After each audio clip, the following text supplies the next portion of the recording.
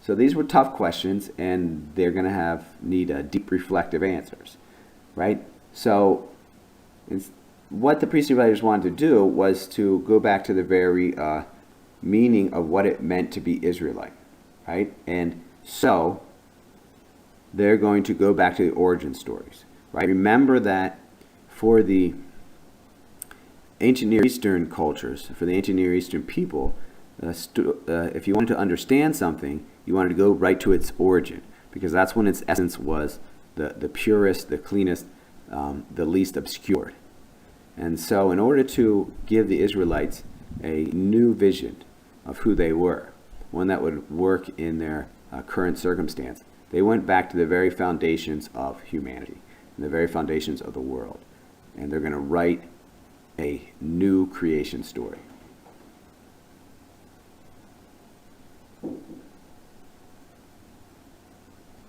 So they wanted the people to understand that God was still present with them. God was still working with them in their lives, even though they had lost the land and the temple.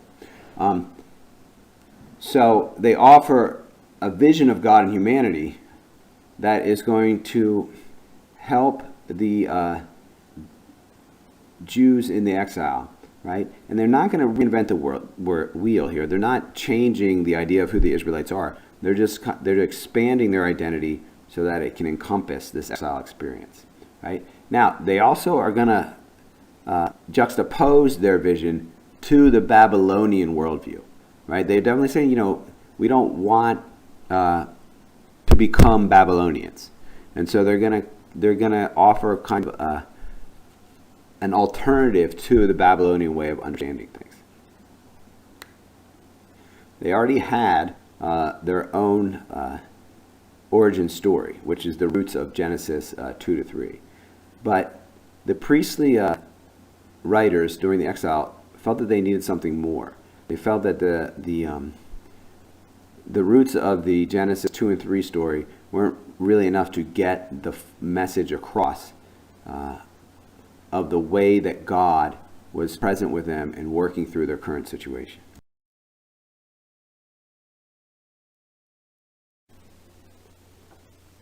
So what did they do? They turned to the popular creation myth in Babylon.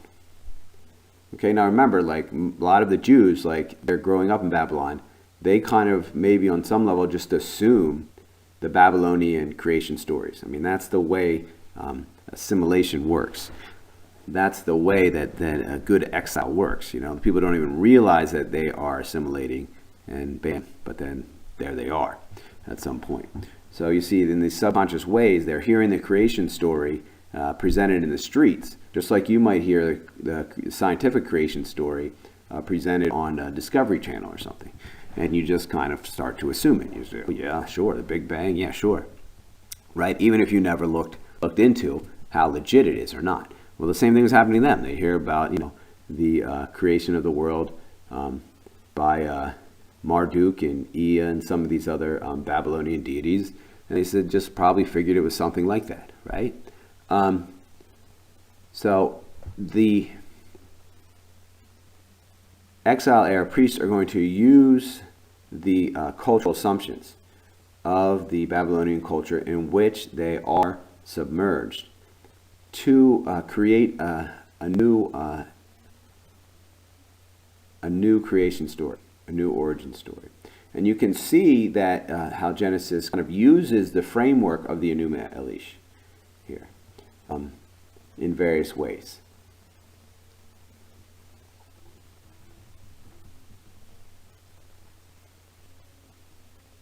So if you look at the framework there, it seems like a legitimate theory to say, hey, Genesis is kind of a adaptation. Genesis 1 is kind of an adaptation of Enuma Elish, or maybe you want to say Genesis 1 uses the basic framework of the Enuma Elish, but it's definitely structured in a way that it would be somehow connected to the Enuma Elish creation story for the Babylonian era exiles, right?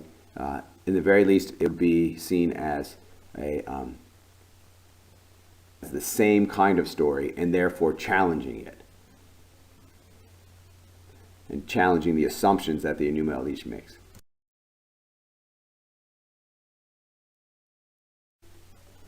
Right? So what they basically did was rewrite and reinterpret the Enuma Elish. Now, they made a lot of changes.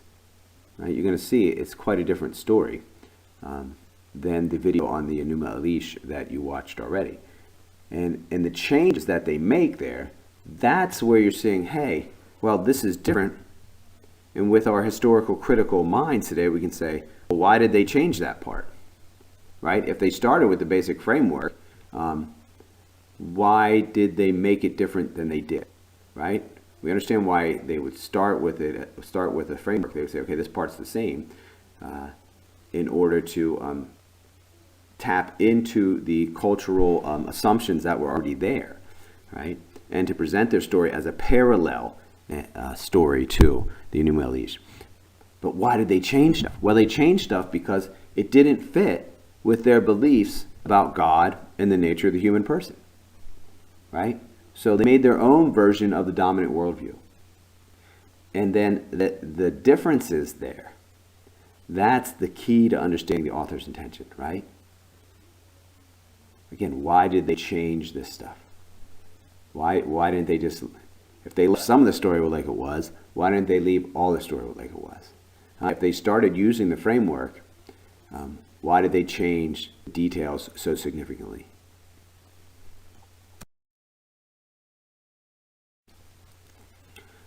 So if we look at 5 differences here between Genesis 1 and the Enuma Elish, you can see maybe what the priestly writers were trying to say with their new creation myth.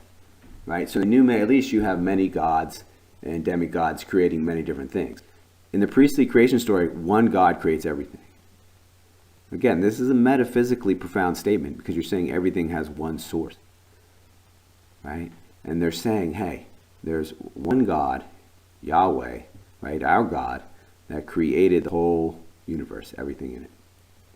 Right? In Enuma Elish, the gods are creating through sex and violence. Right? They're killing each other and making new things out of their parts. They're procreating with each other. It is a kind of a wild show there. Right? Not in the priestly creation story. Right? God is simply creating the world through speech, through his self-expression. Right? Again, we do see some pretty significant metaphysical ideas here. Right? It's going to shape the way we see the world. Right? The whole world is God sharing and expressing himself. That's much different than the world being the result of people following their sexual urges and then murdering each other. Right? The Enuma Elish basically presents a chaotic world. It's something that just kind of gets going out of control because people make a few decisions. The gods, they procreate and then they don't like the way people are acting, and then one thing leads to another. Not in the priestly creation story. The world is very orderly. It's planned, right? Everything God creates is good. It's done in an orderly fashion. We'll look at the patterns of it are very reliable and induce that sense of order and reliability. In the Enuma Elish, the land is fertile, the people are fertile, the animals. That all comes through the sexual activity of the gods and goddesses. In the priestly creation story, the fertility comes as a blessing through God's blessing. So again, there's not some of this impulsive maybe activity that we see with the divinities in the Enuma Elish. And then finally, in the Enuma Elish, humans are created almost as an afterthought. Like all this stuff goes down, now there's this world. Gosh, it's really hard to take care of it. It's a pain in the butt to farm. You're constantly having to look out for all the floods and stuff that are happening in the Mesopotamian basin. It's rough. It's not as rough as things were in the Israelite land, but still, it's still not easy to live an agrarian lifestyle. It still takes a lot of work. And so the gods are like, well, we don't want to do that. Oh, well, let's just make humans. Yeah, humans will do all that stuff. That's great. He'll make all that food and then they'll give offerings to us and stuff like that. basically they'll do our work for us. So the humans are created as an afterthought and as a servant or even slaves, some people interpret it, for the gods. That's not the way it is in Genesis 1. No, the priestly writers are changing that. They're saying, no, that doesn't fit with what we believe about human beings. We think that human beings are created on purpose, right? They're the pinnacle of God's creation in a certain way. They're the only beings that are talked about as being the image and likeness of God, right? So they have a special dignity. They're not created as the servants or beast of burdens for the gods. No, they're created out of God's own desire to share himself. He makes beings like himself in his image and likeness.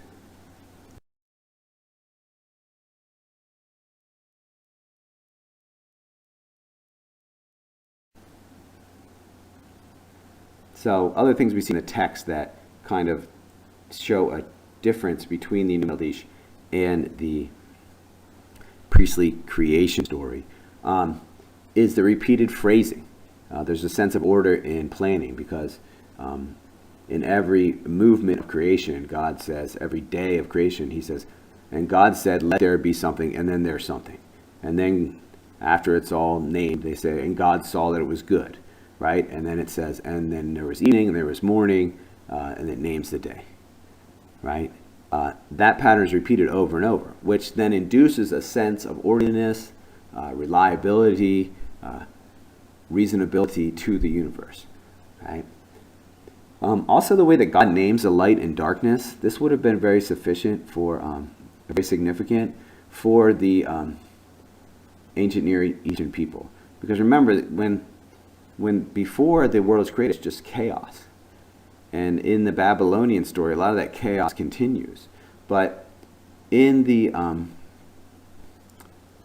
Israelite story, in the priestly story, you have the chaos, but then the Spirit is hovering over the waters. So the Spirit is always there. And then the Spirit kind of brings order to the chaos, right? God brings order to the chaos. And he ends up naming the light and the darkness. Now the darkness represents the chaos. So it's showing you that God is going to put a name on the darkness. That would mean in the ancient world that God controls the darkness, right? God is in control of chaos. And then finally the seventh day, when God rests, that reflects the exile era development of the Sabbath day. And it's bringing attention to it. So although this practice was started in the exile period, it's written into the very foundations of the world by the priestly writers. So in other words, if you look at the differences between the Enuma Elish and Genesis 1, you'll see that the priestly writer is kind of offering the Jews living in Babylon a metaphysical choice. He's asking them, what kind of world do you want to live in, right? What do you want your worldview to be? Which one do you think is better? Do you want to see yourself as a slave to the forces of chaos and violence in the world, like in the Enuma Elish? Or do you want to see yourself as a dignified expression of God's goodness and order in the world, like in Genesis?